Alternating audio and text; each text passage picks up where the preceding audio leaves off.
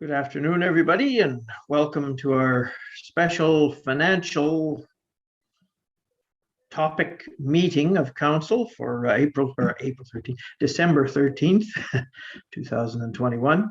I trust CAO Johnston is going to join us. There he's arriving now. And according to my Zoom platform, all systems are go as far as recording and broadcasting of our meeting. Is that correct? Recording clerk, thank you. So then for the benefit, this is an official meeting of council, so I would take a mover and a seconder to open the meeting then, please. Moved by Councillor Foisey, seconded by Councillor Corbett. The special meeting of council be opened at 2:31 p.m. All in favor? Carried. I believe Councillor Lagasse will not be joining us today. She may or may not have indicated to the clerks that. She had sent me an email last week saying she had a scheduling conflict with it. So, any disclosures of pecuniary interest and the general nature thereof? Don't expect any. All of the financials are pertinent to anyone of the municipality. So then I would welcome our financial advisor, Brian Rogers, who's been working with us for a number of years now to keep our financial policies in order. And CAO Johnston, whichever one of you wants to lead off the discussion today, please do so. I will, Your Worship. I'll be brief. The bulk of the meeting will be with Brian. But thank you all for coming on a Monday afternoon. I apologize for my 1 minute delay. Bad driving would be my excuse. But anyway, so the meeting is in three parts. I'm going to ask Hassan to give a brief 5 minute or so presentation about the financial commitments on the climate mitigation adaptation plan. And then following that, I'm going to ask Anne to do a similar brief presentation on asset management plan. And the reason why I wanted to do that is because the purpose of this meeting is to look at long-term debt commitments. And in addition to something like Castle Home, which Brian is going to speak about directly. In addition to, that's an annual commitment we're going to be involved with. In addition to capital projects like on an annual basis, like Development Road and other capital projects that pop up surprisingly, like Sharps Creek, that could happen on any year. So in addition to those, we have annual financial commitments with asset management, and as a subtext to that, the climate change mitigation plan that Hassan developed. So that's the reason why I just wanted to give you an overview of that. There'll be an opportunity next year for council to go into asset management and climate change mitigation in more detail, but I just wanted to include those as a brief introduction because, as I said, they are annual financial commitments that we're going to have to wrap our heads around. So having said that, Hassan, would you give us a brief overview of the financial commitments on climate change, please? Sure. Thank you, Peter. Good afternoon, everybody. Andre, can I share my screen? Just a second. Yeah.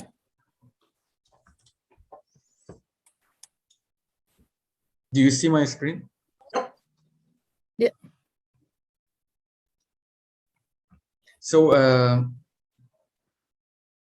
my presentation today focuses on climate change adaptation and mitigation and potential financial commitments that these two plans can bring to the township. Climate change adaptation was developed by myself last year, and climate change mitigation has been awarded to GL Richards, and they are working on that. So I have three very brief notes today to present. The first one is about climate change and operational budget. The second is about climate change and roads. And I will wrap up my presentation with climate change and GHG emissions in Bonfield. So as you know, in Canada, more than 60% of infrastructure belongs to municipalities. And among the core assets, what we have in Bonfield and what would be perhaps among the costliest for us to construct and to maintain our roads. Please correct me, Anne, if I'm mistaken. And the cost of winter road maintenance in Canada is roughly around 3,300 kilometers per year. Perhaps Anne can talk later and correct me if this is more or less in Bonfield. So long-term financial planning is crucial for the Department of Public Works in terms of road maintenance and winter road maintenance, actually. So based on the analysis that I did last year, I realized that the climate change increases the amount of rainfall and in general precipitation for Bonfield, and also increases annual temperature in Bonfield. This is the trend of snowfall in past 3 decades that I got from North Bay Airport. And as you see, it's obvious that we have been receiving more snow in past 3 decades. And most of winter road maintenance in Canada, the cost is related to de-icing, snow plowing, and labor. De-icing and labor in Bonfield is not changing significantly from year to year. But the thing is, as we receive more snow, perhaps we need to invest more on plowing. So what is the risk of climate change for public works expenditure in terms of winter road maintenance?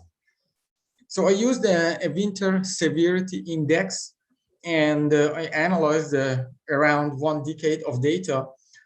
Fuel cost was what I focused on. And I brought here just 2 years for simplicity, but the analysis has been done for 10 years. And as you see, I counted number of events that needs to be plowed, less than 4 centimeters, between 4 and 7 centimeters of snow, and more than 7. And then I calculated the amount of fuel that has been spent on these events. And as you see here, what actually was used in terms of fuel consumption is quite comparable to what my model predicted. So it shows the validity of this model. And then when I use the projected climate data, I realized that, for example, in 2030, we are going to have almost more than 10% of more fuel will be needed to plow all the snow in Bonfield. So after I generalized that to 2040 and 2050, I realized that depending, well, if the fuel price goes up and down, which most likely it goes up, we are going to have, well, almost 10% of increase in fuel is going to be needed in Bonfield in years to come. The other thing that I analyzed under climate change condition was the quality of road and the material that will be used for asphalt. And currently in the area, what we will be using is the asphalt that can tolerate up to 58 degrees Celsius and minus 34 degrees Celsius. And if this range changes, as you see here, we need to move from crude oil to high quality crude oil and then to modified material. And based on the analysis that I did using regional climate change data, I realized that for now and for future, what we are using is fine and no modification is needed. But if we want to be more certain, and if the asphalt is going to be more reliable, perhaps we are going to use high quality modified material. And I approached to MTO and also neighboring municipalities to see if this brings financial commitment to us. And I realized that using this high quality material is going to cost around 7,000 per kilometer more in asphalt. But as I mentioned, for now, it's not a must. Maybe in future, we need to reevaluate that. And finally, I would like to talk about the influence of GHG reduction activities and municipal cost. As I mentioned earlier, we have awarded this project to JL Richards, and they are developing an energy plan for us. And they are actually working on 2 possible scenarios for future in Bonfield. One of them is based on moderate effort from the township, and that reduces around 50% of GHG in 2050. And most of that will happen without any significant activity or any significant cost for Bonfield, because in any case, from 2035 afterwards, all new cars and light-duty trucks will be switched to electricals in Canada. And the second one, which is highlighted red here, is a little bit more stringent for Bonfield. We need to follow some activities for that, and that potentially cost for us. And that reduces up to 80% of GHG consumption. And this 80% is what Canada is committed to reach in 2050 based on Paris Agreement. So example of costs, I couldn't give you detailed number because I didn't receive it from J.R. Richards yet. But for example, we might need to incentivize home energy efficiency retrofits for our community members, and also perhaps for township buildings, or install charging stations around Bonfield, specifically after 2035, that we are going to have more electric calls in Bonfield and also elsewhere in Canada. Finally, I would like to wrap up my presentation with a quick background information. In our area, 100-year daily rainfall is going to raise up to 20% in 2050. And this 100-year rainfall is usually what we use to design culverts. So perhaps we should choose larger culverts in future if we want to be safe and we want to avoid culvert failure. And also current culverts are vulnerable and they need more care to withstand future storms that might be 20% more. Any questions? Thank you, Andre. That was a very good presentation, Hassan. Thank you. Thank you, Peter. Okay, so unless there are any questions, Anne, can I toss it to you, please, for an overview of asset management plan, please? I can share my screen as well, Andre.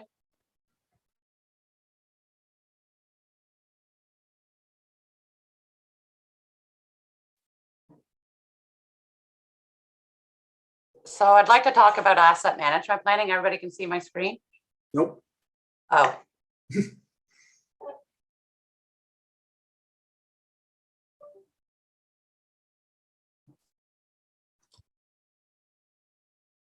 Okay, now? Yep.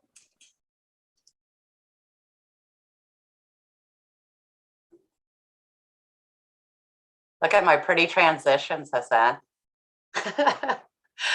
I'd like to talk about asset management planning before we go into debt servicing, because asset management planning doesn't necessarily discuss capital projects, as we will with Brian later on in this meeting. There are 5 steps to building an effective asset management plan. We have to have a complete asset inventory, so we need to know where our belongings are and how to calculate where they all are and how much of them we have.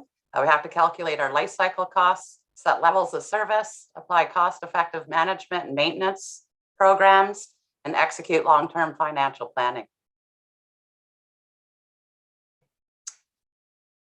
We have to know where our assets are, what they are, what the value was to get them here, when they were built, so we know how long they've been there to do life cycle conditioning assessments, and to discuss what the replacement costs are of all of our assets. You can see a little map here with our little street lights, their signage, culverts, road networks, bridges, buildings, etc. To calculate our life cycle costs, believe it or not, sometimes like to get rid of something is a cost. So a disposal cost would be, for instance, the landfill closure, post-closure plan is a disposal cost. So we start with our initial cost. How much did the asset cost? We have a service cost. We also have preventative maintenance costs, which would be more operational than a capital expenditure. I'm going to give you some examples with our life cycle costs for gravel roads. Currently, the township owns 71 kilometers of gravel roads.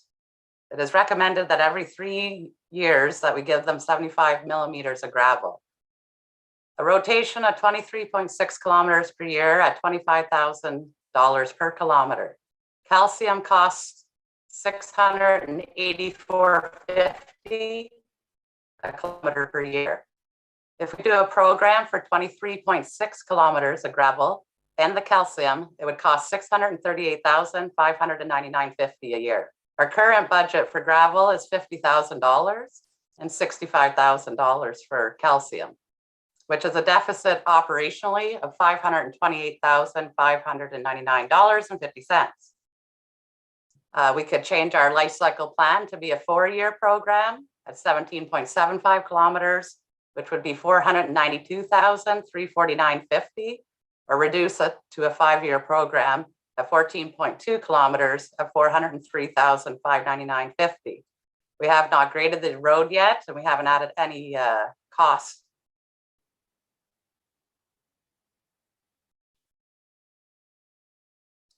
So therefore, we need to set a level of service. If we were to go back to the gravel roads, our level of service could be as what they are to this day, where we have large expenditures and we try to gravel several roads in one shot, or we could make a plan.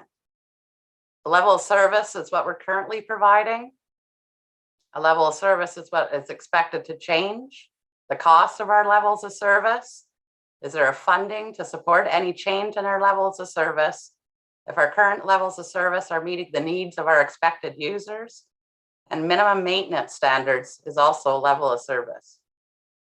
And when we do the asset management planning, the levels of service is when we have to have community involvement. For instance, if we purchase new assets like the waterfront plan, are our taxpayers ready to accept the cost that comes with that funding? This is how we can develop. We will be developing our levels of service. We have to take into account the growth of our community, risk, which would include climate change. We have to keep in mind that risk, and our life cycle management practices, which gets us back into our financials in operating of our maintenance, renewals, capital, depreciation of the assets, and how we're going to get there. Are we going to put user fees, loans, grants, funding? We have to start preparing ourselves for better cost-effective management and looking after our assets that we already have and how we can keep that level of service that we wish to maintain.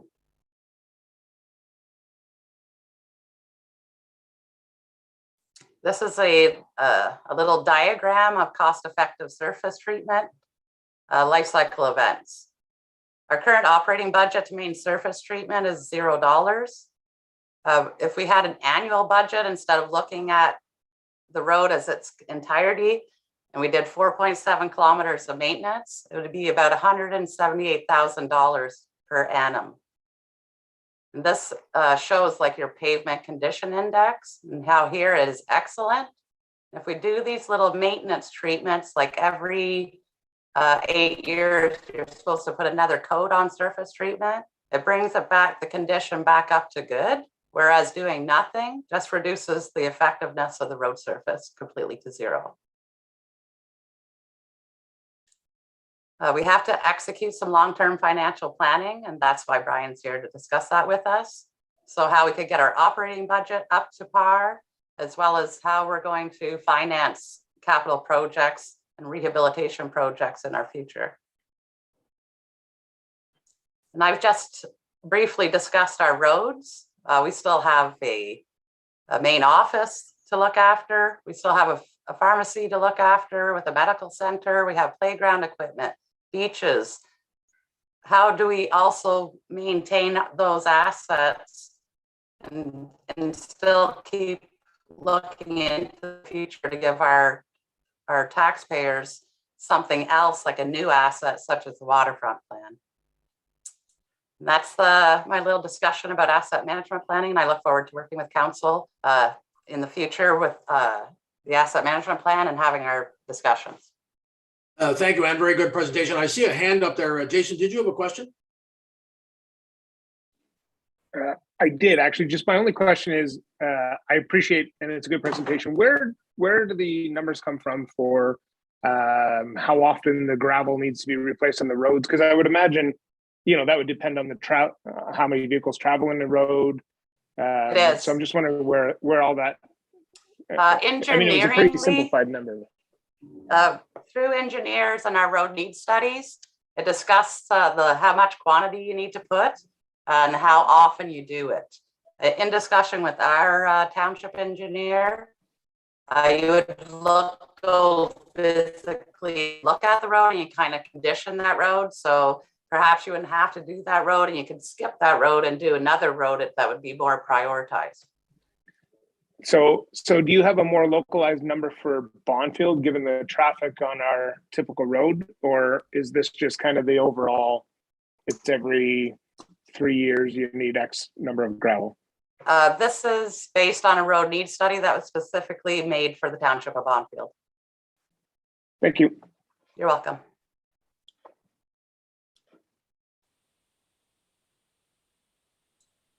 Before I turn it over to Mr. Rogers, I just want to give a brief statement on objectives for today. When Brian, with some assistance from me, started working on this months ago, the purpose of the meeting was to give you an overview of the commitments.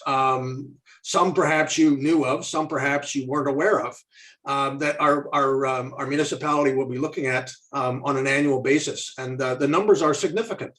They're very significant. It needs to be said that this doesn't mitigate our issues, our challenges 1%, but it needs to be said that we're not alone in this exercise. I have a CAO meeting, a regional CAO meeting every month. And every municipality in our area, every municipality in Ontario and in Canada and in North America is in the same boat. We have an infrastructure problem. That was the reason for putting all this together, just to give you an overview of sort of what it looks like on the ground. And my last comment will just be that our objective today, so you have a clear idea where we're headed on this in this meeting. Brian has 2 recommendations to make. They're fairly immediate recommendations, but in terms of developing a long-term strategy for dealing with these issues and these numbers, that's something that this council will need to address in the new year with the team that's here, and hopefully if you get a CAO relatively soon. But that's something that we're not looking at for today. We just want to provide you with an overview of the numbers and what the impact is on our financial ability to raise money and pay for these rehabilitation and retrofits. So there's 2 brief recommendations at the end, which are immediate recommendations we need, and then going into 2022, there will be other issues that you're going to have to look at in more detail. So having said that, Brian, again, thank you for being here and all the work you've done. You would like to provide an overview and some comments on the documents that they all were received in their package.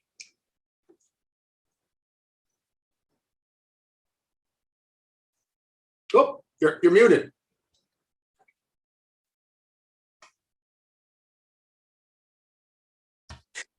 Got it. That better? Okay. A couple of things I wanted to go through with you before we get into the debt management issue. One is an annual reserve fund report that I did file with the municipality. And there is one recommendation in that it will become an annual recommendation.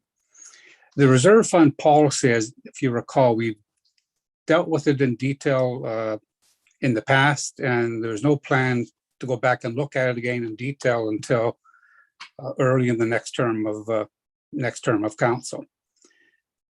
But the reserve fund policy sets out goals and objectives, but it also sets out targets to give the municipality some indication of how where they are in terms of implementing the long-range plan. And it set out two targets. One was reserve funds as a per household for Northern Ontario municipalities, and the other was reserve funds as a percentage of your tax revenues. So what I did going to do today is not go through those in detail, but just briefly touch on them. Your reserve funds 4 or 5 years ago were almost non-existent. When I first addressed you about this policy and council adopted it, you had the lowest reserve funds in the province on a per household basis. They have improved substantially, but you are still not right in the middle of the pack in terms of Northern Ontario municipalities. You're close. Your reserve funds at the end of last year were just about $1.6 million, which seems like a lot. But when you look at reserve funds per household, you are still slightly below, you are still below the average. Your reserve funds per household were $1,426 per household. The Northern Ontario average was $2,276. And I set out a survey of all of the Northern Ontario municipalities as at the end of December 2020. This information is gathered from the MIDAS system on the AMO website, which takes information from the financial information returns filed by for the province, and allows you to compare municipalities. So you can see you have moved up substantially. You are still up closer to the average, not quite there. And in terms of the percentage of own purpose, the percentage of reserve funds to own purpose tax revenues, you are just under the Northern Ontario average. So it's relatively good news, but just a reminder that you are they are not a large amount, and they can disappear rather quickly, and it can be very difficult to build them back up to those levels. Brian, I just wanted to ask you, would it be helpful if, even for just a moment, if you or Andre shared the spreadsheet on those figures you just mentioned? Council has them, but it might be useful just to see them on the screen, those averages and where we sit in the pack, as you said. I don't have them. I don't have them to share. Okay, I do.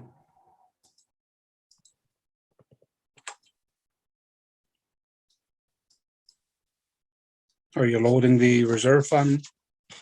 Yes, that's the one I'm looking at. Okay.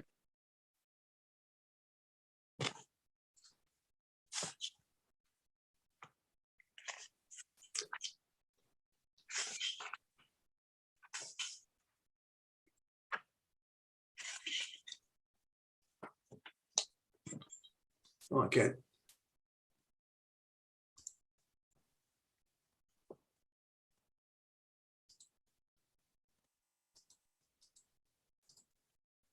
You carry on while I try and find it here, Brian.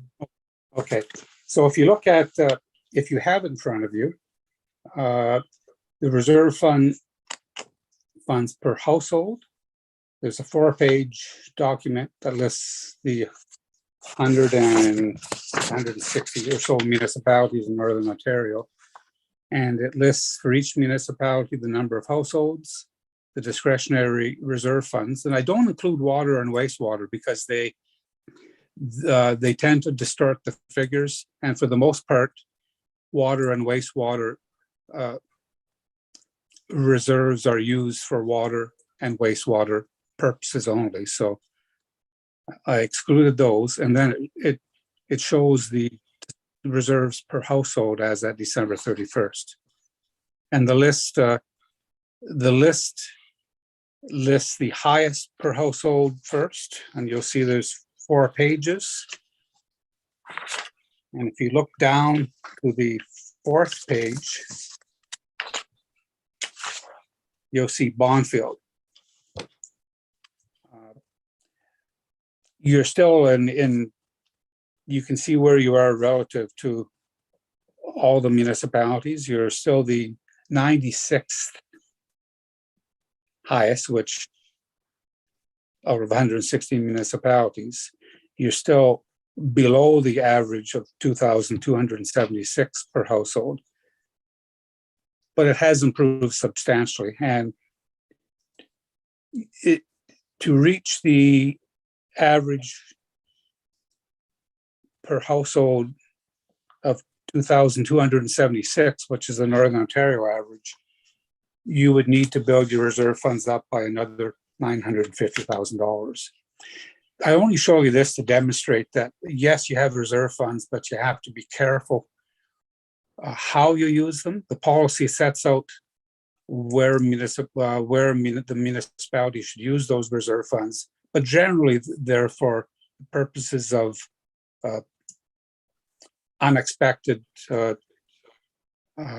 capital expenditures that pop up in the middle of the year that you had not budgeted for.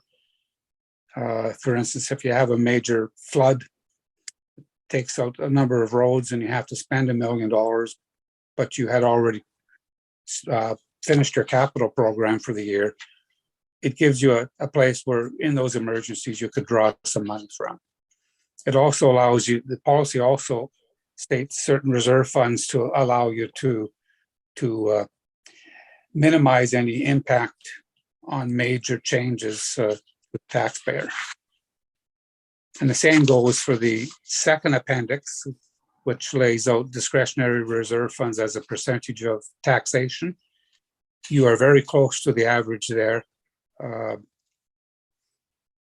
which again means that the impact, your ability to mitigate major changes to the tax rate is much better than what it was 5 or 6 years ago. The policy sets out, the policy states that the CAO has the authority to transfer any year-end surplus from your audited financial statements to the reserve funds in the year following that year. For instance, last year you had a year-end surplus of, where did it go? Last year you had a year-end surplus of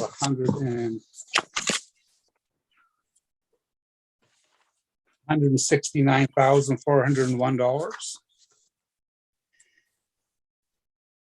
Of that, $143,000 was monies received from the province for COVID-19 related expenses.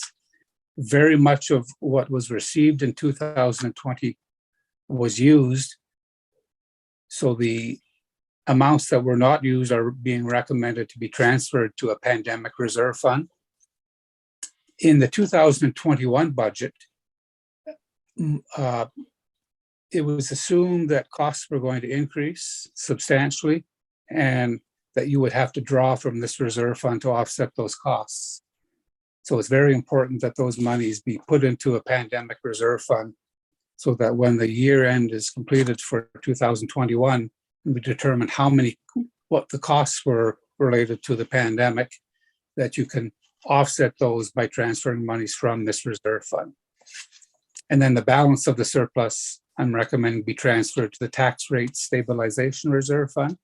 That's the particular reserve fund that will allow you to help stabilize the tax rates in the future. So that's as much as I wanted to do for reserve funds. The main purpose of this meeting today was to look at debt management and to look at where you stand now and what the impact will be of some projects that are coming your way. So Peter, if you want to look at the debt management. Yeah, I had trouble with the, it was asking me questions it's never asked me before. So I'm sorry, I apologize for that. So it's a debt management policy you want now? Yes.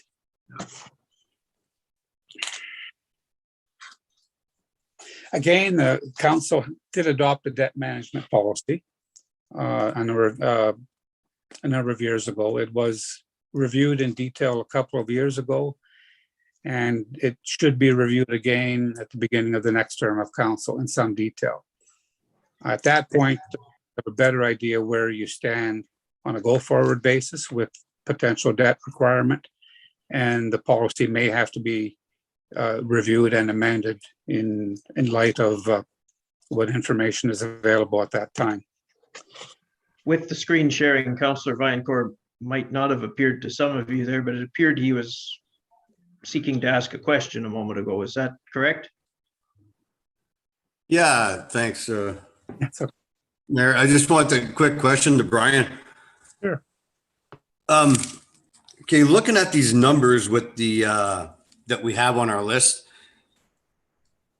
I could see like there's a township that has like 60 houses, and they have their budget, like, or I mean, their reserve is only 250,000. Like, I mean, the numbers, and there's a few of them like that. We still have more money, but we're further down the list. It kind of, I mean, it skews the numbers to saying that we're that far down, but have more money. Is that just a normal practice of how this, I mean, the reserve fund works with the, I know it's by the number of households, but I mean. We looked at, the policy looks at two different measurements as to try and sort out where you stand in terms of, and where you should be in terms of reserve funds. Okay. It looks at, that's why it looks at per household as opposed to total reserves. A municipality with a very low population doesn't really need 25 million reserve Yeah, funds. if you look at Matawan, it's got 75 with 250,000, so they're saying $3,400 per household. I mean, It's just it's just one way of trying to sort out the municipality size, and for their size, what level reserve funds they should have. compared to a total amount. Okay. It's not perfect, but it does give you at least it gives you some idea where you stand relative to that municipality. And So there are other, compare ourselves to our own, like with the same households. right. Okay, thanks, Ray. Now, the debt management policy, the same type of target levels were established in the policy. Debt per household and debt service costs, which are principal and interest costs, relative to your tax revenues. So we use the same type of measurements to sort out where you stand, and the policy sets as a target, and it's relatively arbitrary, but it sets as a target. You don't want to exceed the average. So you want to be relatively average when it comes to debt, and you don't want to be in the top of the list in terms of debt levels per household or debt service costs. You don't want to be at the top. Being in the middle is just an arbitrary target, but it gives you some idea of where you stand and what and how it has changed over the years. So your total debt load at the end of 2020 was just over $2 million. That was your debt outstanding. On a per household basis,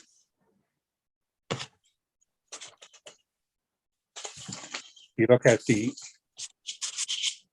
per household Appendix A, you'll see, again, you are, I think, on the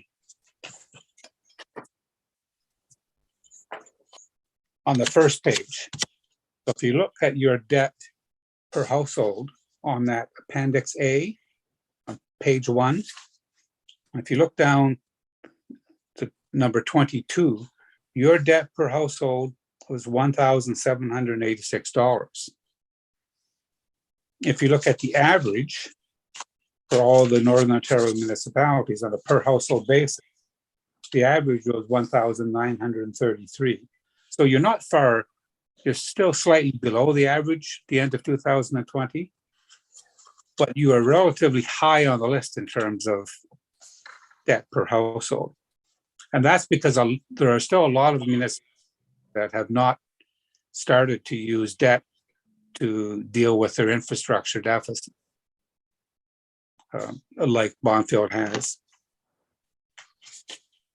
So on a per household basis, you are again slightly below the average, the target that was set at the end of 2020.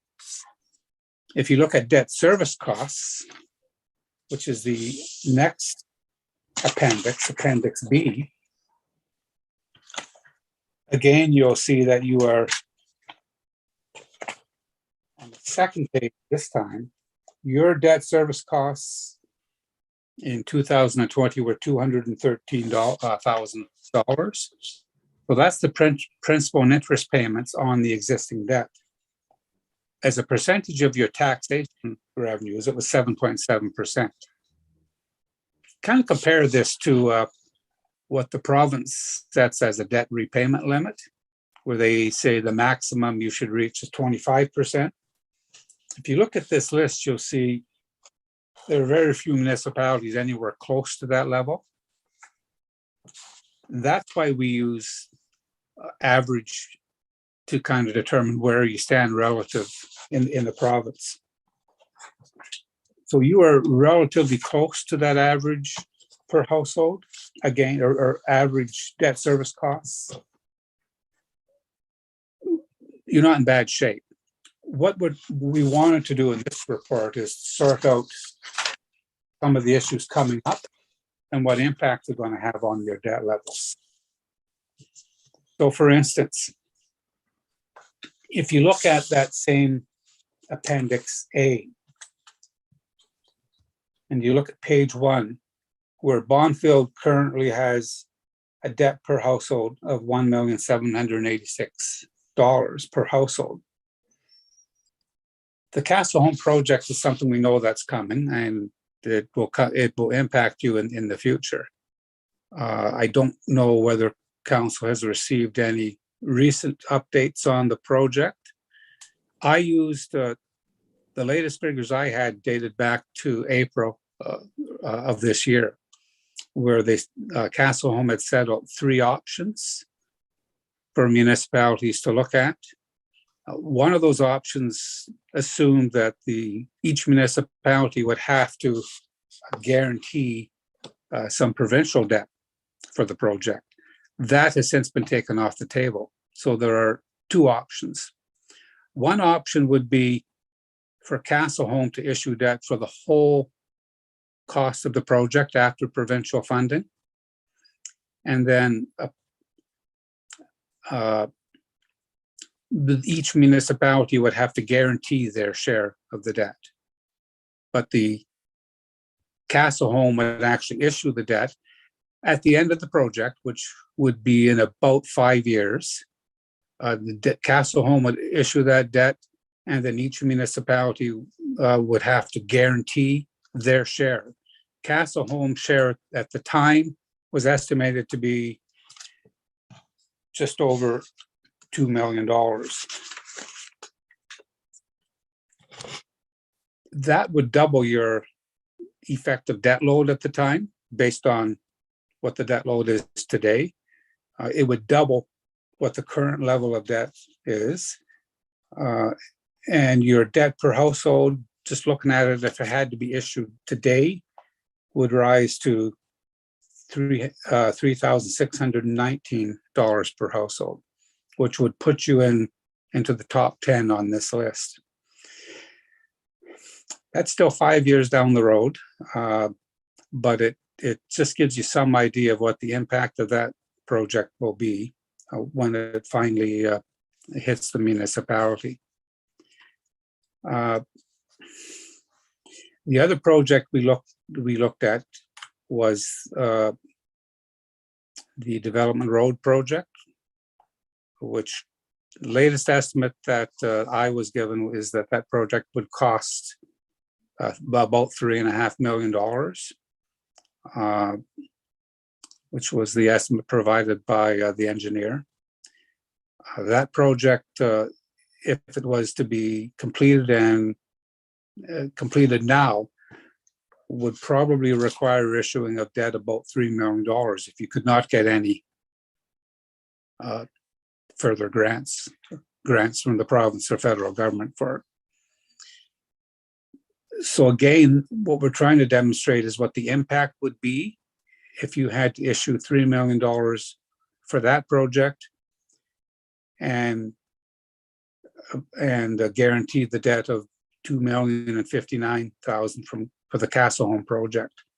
It would bring your debt per household up to $6,291 per household, which would put you right near the top of the list. These are all based on the information we have today. And it's there just to demonstrate that, there's a major impact of these projects on your debt levels. The problem with it is not just where it puts you at this point, but the lack of flexibility that puts you into when you reach those levels, because you start to get very close to the provincial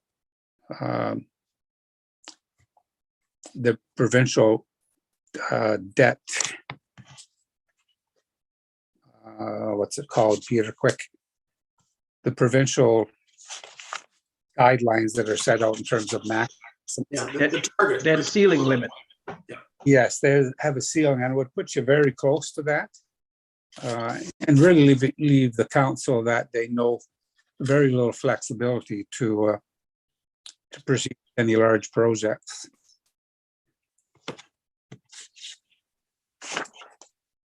So the Castle Home project, I'd like to talk with you briefly about that.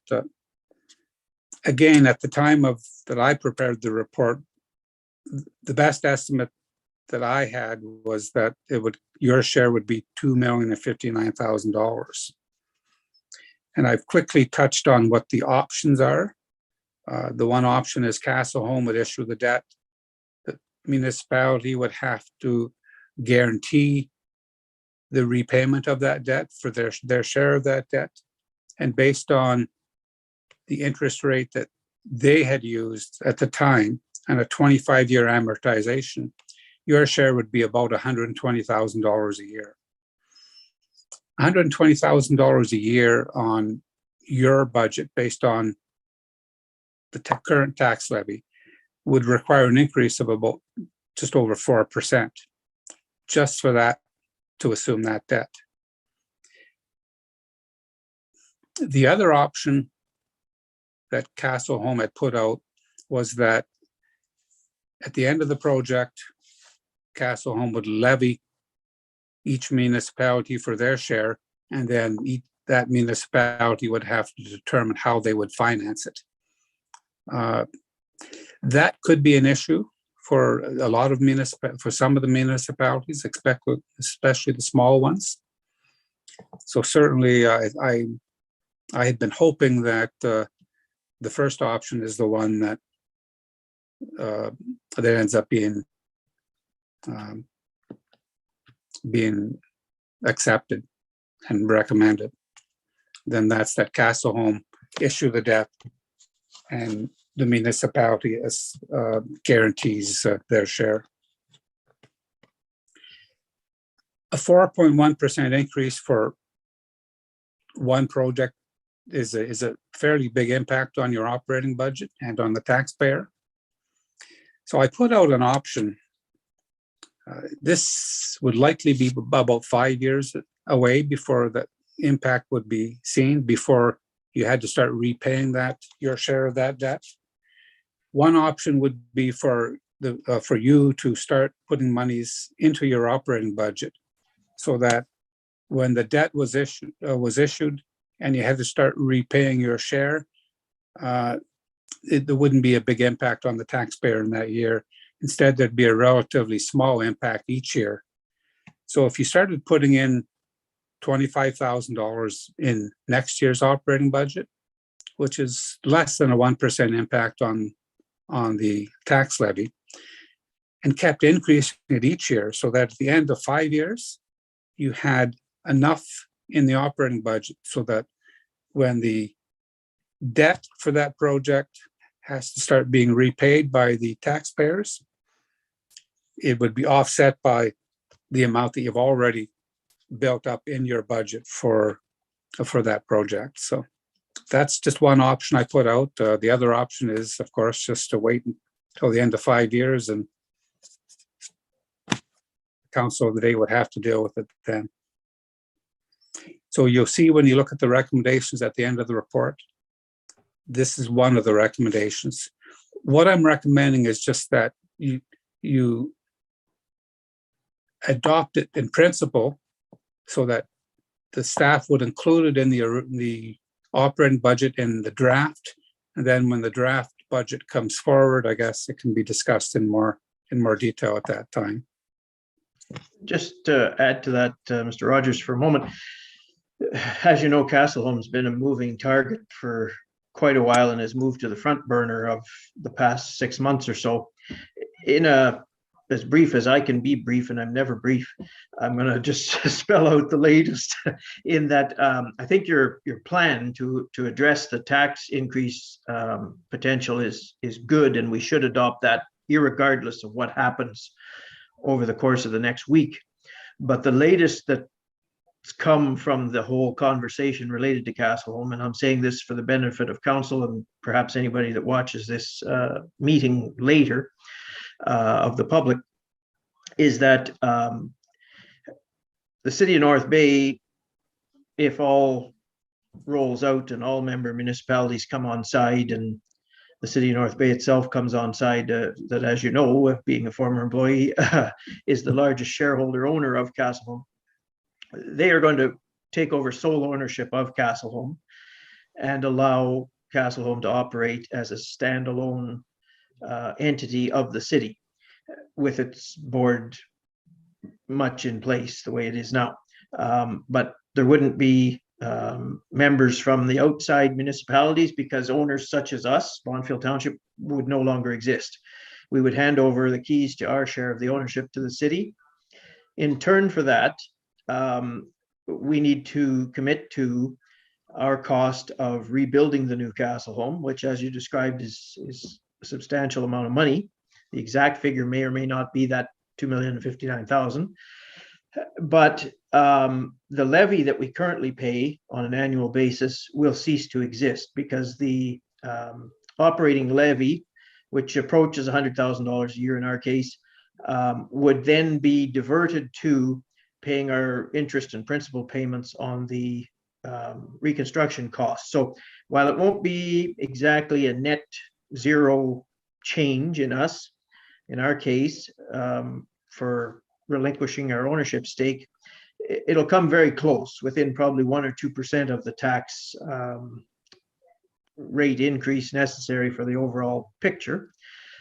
So there's that in play. And then also, by strategically, and I think the whole reason for doing this is the city will allow Castleholme to borrow the money as a standalone entity, and it takes that debt servicing burden off of their financial balance sheet too. So I just wanted council to know that that is the game at play here, of the latest iteration of it, is that we will no longer be an owner of Castleholme. We will no longer have a levy, but we will still have a mortgage payment for that 25-year future. But at the end of paying for our new redeveloped Castleholme, we won't have an ownership stake in it anymore. So that's what's probably rolling out across the neighborhood there right now. So sorry to interrupt you on your path, but your path, failing all of this, occurring and transpiring, is a very prudent one to protect ourselves. And the other point to summarize and finalize is I don't see these invoices coming 5 years from now. They're probably going to start coming within the next 6 months as construction draws start to come from the contractors. So the mortgage payment isn't 5 years away. It's probably beginning very early in 2022. That's my best guess. Thank you. All of that, I'm sure, will become clearer in the near future. So. The Development Road Project. Again, my understanding is that that project is in the books, and I guess will be dealt with in your upcoming capital budget. So this, again, is just to show you what the impact would be. A project that size for a municipality your size, I'm sure staff are actively looking for possible funding for those projects, because it's very difficult for a municipality, small municipality, to take on a big project like that without some federal or provincial funding.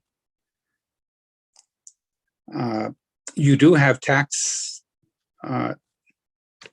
gas tax monies put aside, the sum of which could be put towards that project to reduce the financing requirements. So I assume that the financing requirements would be $3 million. Again, if you look at issuing $3 million over a period of, I think I had assumed 20 years. If you look at doing that, again, the requirements, the impact on debt service costs for that size of project would again increase your principal and interest payments up to a fairly substantial level, and would have a fairly large impact on the taxpayers immediately after that project was completed and the debt was issued. I talked earlier about reserve fund levels and the fact that they are there are reserve funds there, but they typically would not be used for a planned project. Some of them could be, but you need to be very careful that you have monies there for emergencies that come up in the future.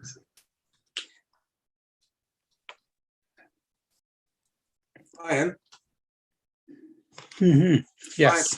Just well, there's a pause here. I just your comment about staff looking for other sources of funding.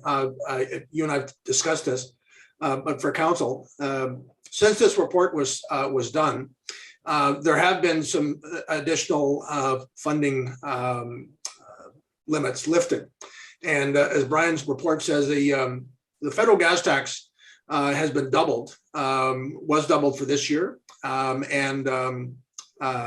We're told that it will be doubled for at least the next 5 years, maybe more of an increase, but and beyond the 5 years. But for now, we have a commitment from Ontario that the gas tax fund will be doubled, was for this year and will be for the next 5 years. OSIF funds just recently announced that our allocation is going to go from 50,000 to 100. So that's good news. We get that every year, and it's very flexible in terms of how we can spend it. Brian's mentioned the pay-as-you-go, and we'll talk about that in a moment. We also I have a meeting tomorrow with Dom Marleau of MNDM. I mentioned this to you, to council. The minister announced a new program called NORDS, which is Northern Ontario Resource Development. And the idea is to provide money on an annual basis to municipalities in Northern Ontario who suffer infrastructure costs because of resource development in the area. Our allocation is 90,000. We'll get that in March of next year, so that's good. There will be additional allocations every year. Dom is going to tell me tomorrow how long that will go and what the requirements are. The 90,000 is going to come in our bank account in March, but future year allocation, this is what I need to talk to Dom about tomorrow. The municipality is going to have to apply for a particular project. You're going to have to say, this is what I want the money for. But there's a large pot of money, and the minister said that that was an election campaign promise. They're following through now, and that money will be increased as needed. So there's a number of very timely increases in funding that's out there, and I'll have more to send to you after I talk to Dom tomorrow. Thank you. So that leads me into capital funding that is available to you. And Peter's, I think, given you an example of some new programs and some increases that will help municipalities in the future. But if you look at the sources that you can rely on at least for a 5-year period, the federal gas tax in the current agreement, before it was updated, there was about $126,000 a year. As Peter said, that amount has been doubled. So there's now closer to $250,000 a year, at least for the next 5 years. The Ontario Community Improvement Fund allocation has been $50,000 a year. It is now doubled to a minimum of $100,000 a year. And in fact, I think, Peter, from what I saw in the announcement, your allocation for next year will be slightly over $100,000. Yes, that's just the minimum. That's right. Correct. The NORDS looks to be good for at least 5 years, and you can probably rely on at least the $90,000 a year. Don't know what the future might hold in terms of increased levels. So I'm showing that as relatively reliable funding. And the other source you have is the pay-as-you-go, and that's what I'd like to talk about at this time. It's a reliable source of funding where you pay from your operating budget cash for projects that otherwise would have to be financed. If you look at these funding sources, with the increase in the federal gas tax, you now have slightly over $500,000 a year available to you on a regular basis. So in years where you have typical projects, it's a good source of funding to rely on in the future. The problem is it won't be enough if you look at the long-term forecast, and that's something that Anne had started to talk about in terms of the asset management system and what your requirements might be in the future. But I can tell you from my experience that is not that enough. What you want to do is get that level to a more sustainable level. So when you look at projects over a longer term, you know that you're not going to have to rely on grants that you have to apply for, except where there are very large projects. The reliable capital funding sources are going to be dealt with in the future when we bring forward to council a long-term capital funding and financing policy. That's a policy that Peter and I have been working on, and we were waiting for staff to complete the long-range capital expenditure forecasts, and they are now starting to come out and should, I think, be available for all the departments in the near future.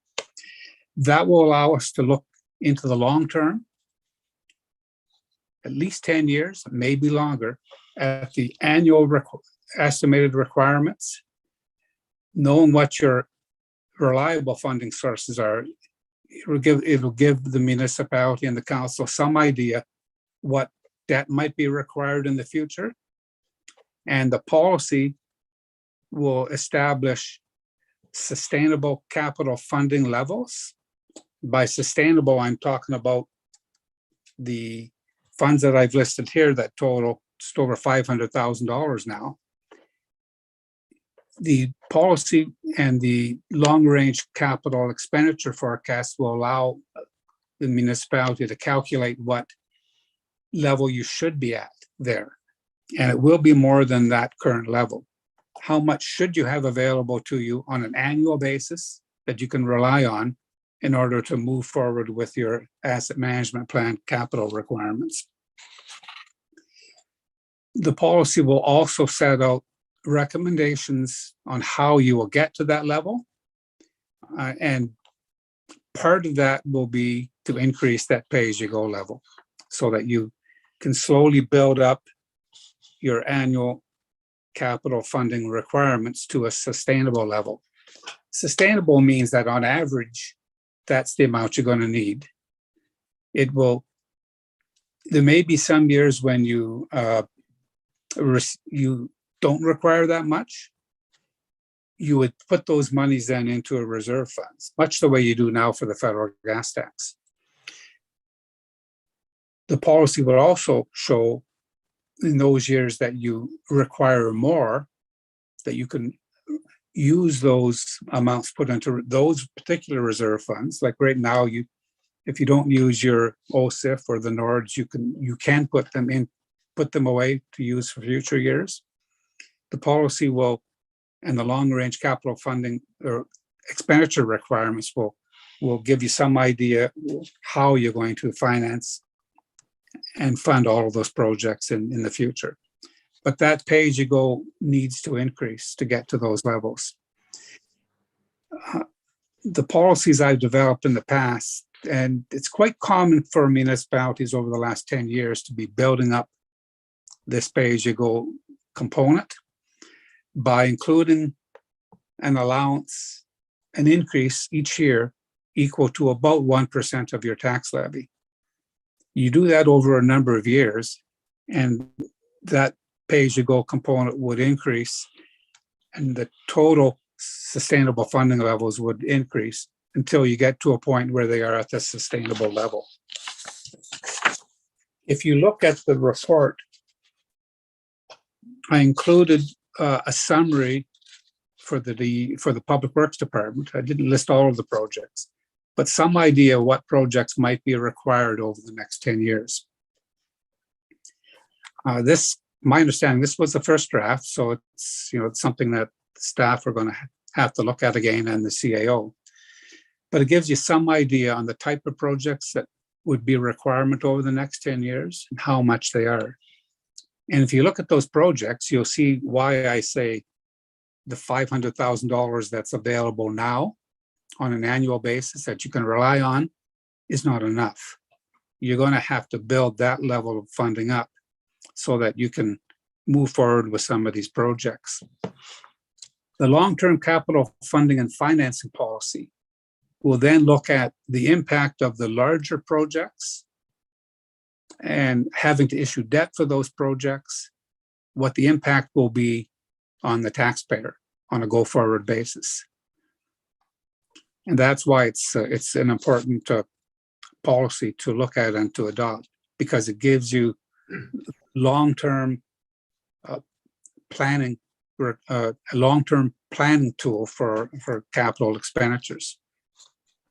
This schedule was, that was put out, just gives you, again, just examples of the type of projects and what the cost might be over the next 10 years.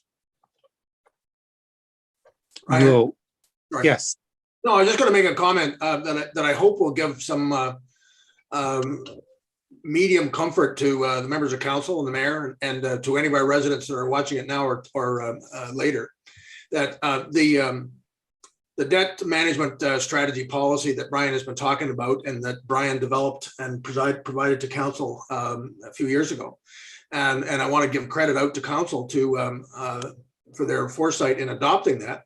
I mentioned to Brian the other day that I talk to my regional CAOs all the time, and not a lot of municipalities have that. And it's no coincidence that the other one that mentioned they had it in place was the other municipality that Mr. Rogers developed that plan for them, was East Ferris. But the policy is key because, as Brian said, it will lay out a roadmap as to how the municipality is going to get through the next 10 years with these kind of financial constraints. but the comfort level I want to add to is that in addition to that, the other accessory tool that we didn't have time to go into today, but you're aware of this, is that we bought a software called Citywide a couple of years ago, and has been inputting data and doing various scenarios on the Citywide software program. Will take recommendations and scenarios indicated in the debt management strategy policy and produce all kinds of scenarios. If we do this, this is the result on the tax levy. If we do this and we do this, this is the result. So that's going to be an invaluable tool, but it really is going to have far less effectiveness if the municipality didn't have a long-term debt management policy, which tells you what the roadmap looks like. So that I think those two tools, the policy and the software, are going to be a very positive way for Bonnfield to assess long-term debt and address it. That's all I want to say, Brian. Thank you.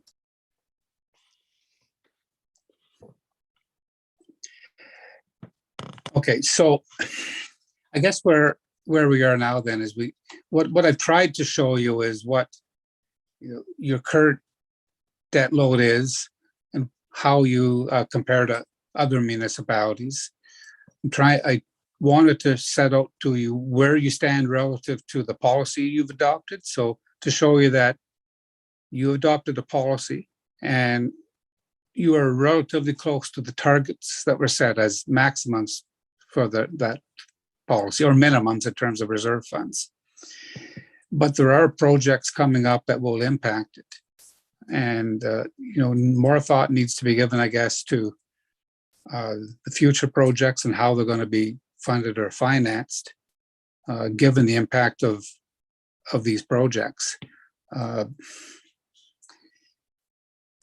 It's all about looking at priorities, I guess, down the road as well. Grants, a lot of municipalities used to rely on grants completely. In other words, it was quite common for a municipality not to proceed with a major road project until they had a grant. There is funding out there available, but you can only go to the well so many times. That's my experience, at least, that yes, there is the Northern Ontario Heritage Fund, there is FedNor, there is OSIF, and there are other grant programs available. But my experience is you can't rely on them. And I worked with AMO over a number of years ago with projects about different. I worked with them in terms of negotiations with the Ministry of Finance. And what became clear to me at that point is that the province and federal government expect municipalities to start to, at that time, to start to look at how they were going to be able to fund the infrastructure deficits that were there, and that they should not rely completely on grants from them for these projects. So I think just having these policies in place and having a long-term capital funding and financing policy in place and being able to show these to these funding organizations that are there puts you in a better position with them in terms of grant applications, because it shows you are trying to manage your own asset replacement programs as best as you can, but there are times when you need help. Brian, I'm glad that came from you, because I just want to support what you've just said, because I've mentioned to council over the years that one of the things that the province over time, the ministry that I am familiar with, is going to do is, as you just suggested, the days where municipalities 20 years ago could just simply put in an application for funding and they would get it, those days are over. There just isn't a pool of money large enough to sustain that. And what I used to review grant applications when I was with the ministry. And what, as you just said, what the province is going to do is when a municipality puts in money for funding, they're going to want to see what have you done to provide funding from other sources other than this? What sort of long-term strategic plans do you have on financing that shows that you have targets, you have objectives, you have a roadmap to do that? Bonneville's in a very good place. We've got a number of plans in place, and every plan you have solidifies the municipality's ability to the province to handle long-term capital projects. And it's those municipalities that are going to be not rewarded with funding, but those municipalities are going to have a better chance of receiving funding instead of those that don't. So what you said, Brian, was exactly right. Thank you. And I think even if you take the Castle Home project, for instance, if you look at the province was asking municipalities to guarantee their share of some of the debt. The reason for that, I think, is their credit rating is not as good as most municipalities' credit rating is. They have very substantial debt themselves, so does the federal government. So when they looked at municipal debt, they looked at it and said, it's time the municipalities started to step up and deal with some of their own problems and not rely completely on them, because the infrastructure deficits were just across Canada were at the point where all the partners needed to start looking at how the infrastructure is going to be updated and replaced. So if you look at the report, for the debt management policy, the recommendations, as I think Peter had indicated, there are recommendations, but they are really more, at this point, only required as direction to the staff. One recommendation is to increase the pay-as-you-go allocation in the preliminary operating budget by $30,000, which is about 1% of your last year's tax levy. And this would be an annual. When the policy comes forward for the long-term capital funding and financing policy, this will be a recommendation. This will be included in the policy as an annual requirement for a number of years. Specifically for the Castle Home project, until you know more about what might happen in the future, I guess I would recommend you start to include an allocation of $25,000 to position you to fund or finance your share of this project when it finally comes to you. And the last recommendation is that a long-term capital funding and financing policy be prepared and presented and adopted in 2022. And my plan would be to proceed with that over the next 3 or 4 months. I guess at this point, Peter and Mayor, we could open it up for any councils or any further discussion that the council wishes my involvement in. Yeah, I think that's appropriate. You agree with that, Mr. Mayor? Yes, any questions based on anything you've heard so far today? With the screen sharing, I can only see there. I see the rest of them now. Okay. I can't see Councillor Foisey if he has a question. Just give me a second. No, appearing not. No staff questions. Yes, Councillor Vinecourt. Okay, Brian, just on the pandemic reserve fund, do we have a limit to when we can spend that, or on? I guess there's certain things we can, But I think you said earlier we had 143,000, if I'm somewhere in that amount. at the end of 2020. And I believe, Peter, there was a small amount that was received this year as well. Yeah. Yes. So you have to file an annual report, but it's really not clear. No, it's not clear at all, Counselor. We filed our report a few months ago on what we spent to date. But as I've said to my fellow CAOs, and I've talked to the ministry about it in Sudbury, there really are no firm and fast eligibility requirements to how we can spend that money. It has to be pandemic related, but they're leaving that up to the council and the CAOs to make that determination. There was no, in the report that we just filed, there was no detailed spreadsheet having to explain, in detail how we spent that money. We just said, here's what we received and here's what we have left. And the expectation is, because this pandemic is not over by a long shot, the expectation is that we'll continue to use that money for pandemic related costs. And I'm given to understand that if we go into 2022 in the situation we're in right now, that there'll be more funds coming. Just another comment about that. When the 2021 budget was approved, there were amounts identified in, for instance, the Public Works budget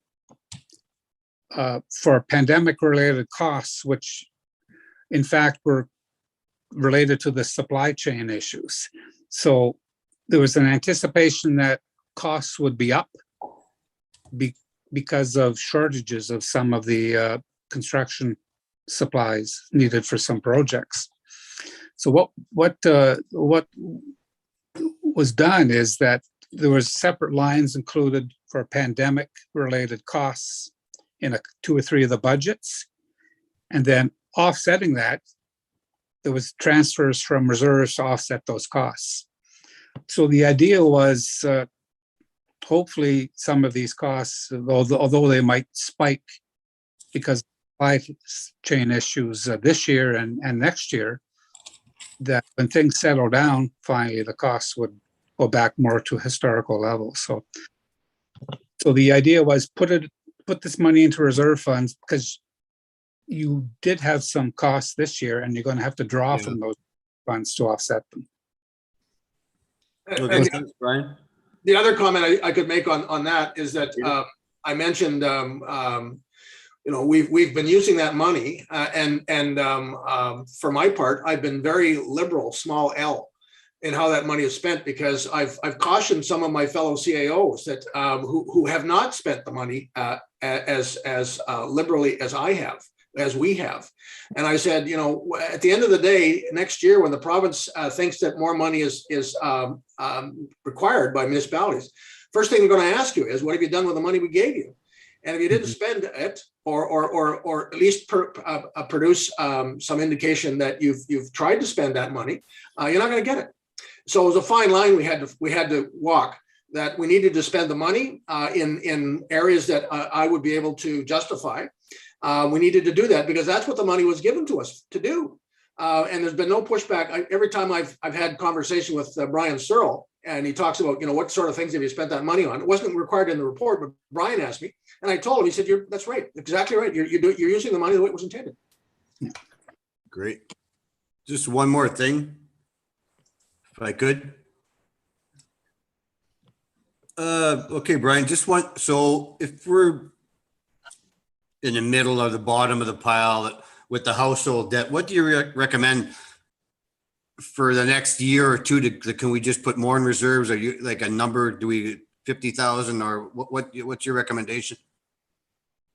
I've never been a believer that you need to budget to put money into reserves. The policy sets out that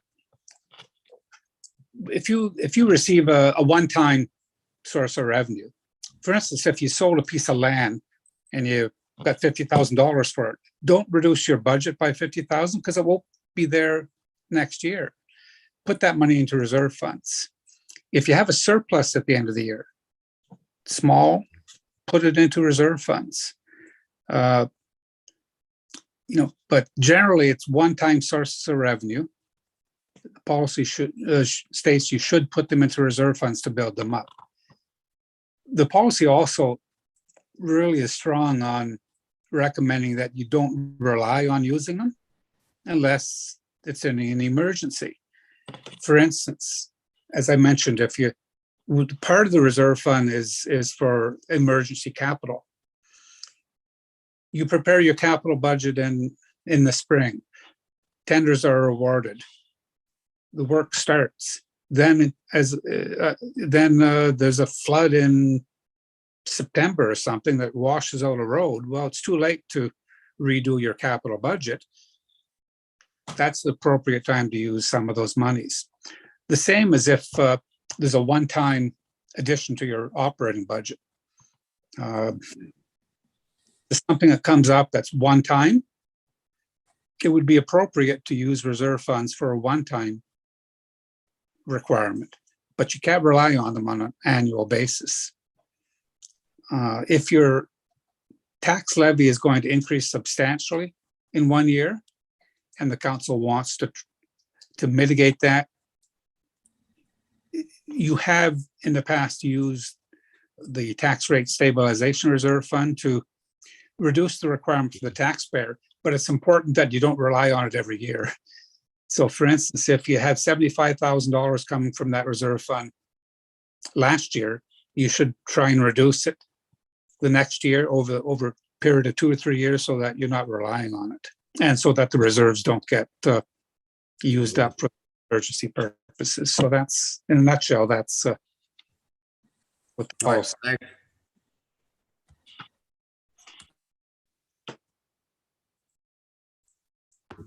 Any other questions today?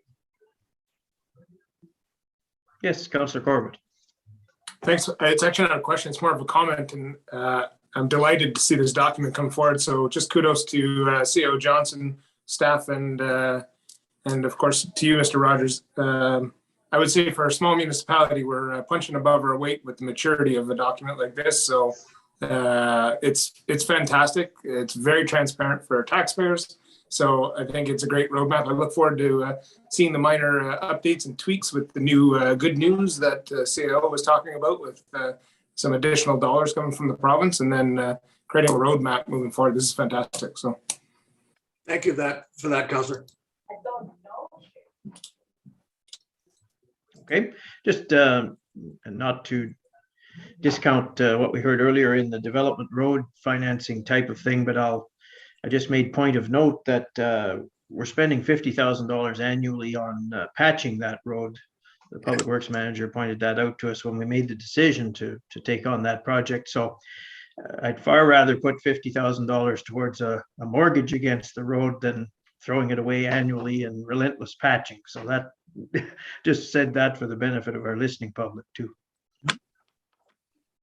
Is there anything else today for the Structure. There's pardon, sorry? You have to deal with your infrastructure. It's just it's the long range planning that will help you prepare for it. No, I totally agree. And when I saw your numbers related to Castle Home and the development road capital projects combined, and where that put us positionally in a debt situation, caused concern to me too, because certainly those two items are not the only two items over the next 25 years that are going to cross our table. So that's your policy is very much in keeping with being prepared for all of the things that are coming this municipality's way. Okay, anything else today then? For there's no official motions that need to come from this meeting. There's staff recommendations within the policy, primarily for the CAO and treasurer to implement.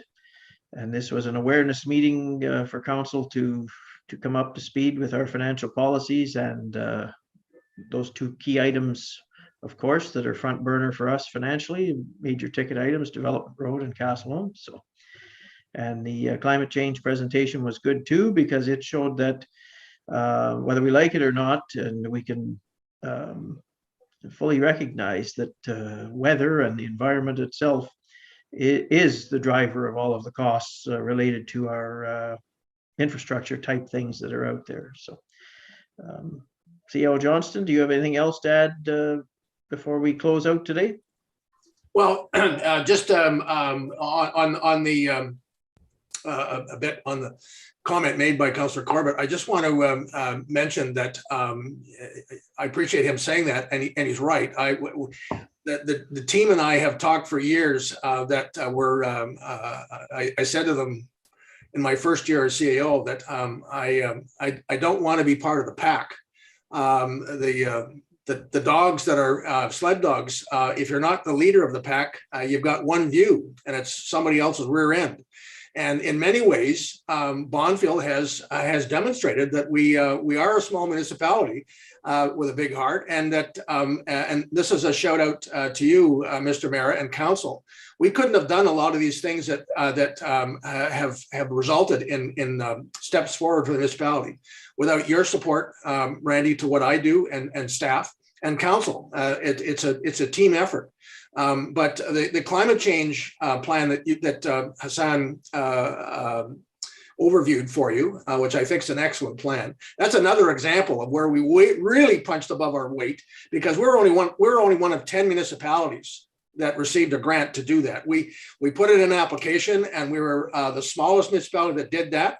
But we demonstrated by indicating a lot of the key plans that we have. That's what got us the money. And so all I want to say as I slowly exit the room, I'm just very supportive, very appreciative of the work that and support that we've had from you, Randy, and council and my colleagues, and particularly people like Brian Rogers that, and again, I've said this too many times, but who came in to work with us for a couple of months and has been here years later. So it's a joint effort, and I just wanted to say thank you from me for all of that as a group effort. Thank you. Okay, very good. Thank you. So last call for questions or statements today then, and otherwise I'd take a motion to adjourn. On that note then, a mover to adjourn, Councillor Corbett and Councillor Viancourt, that this special meeting of council be adjourned at 4:02 p.m. All in favor? Thank you once again, and thank you, Mr. Rogers, for your participation today. I'll see all of these faces, I assume, tomorrow evening at 7 o'clock for our council. Thanks again.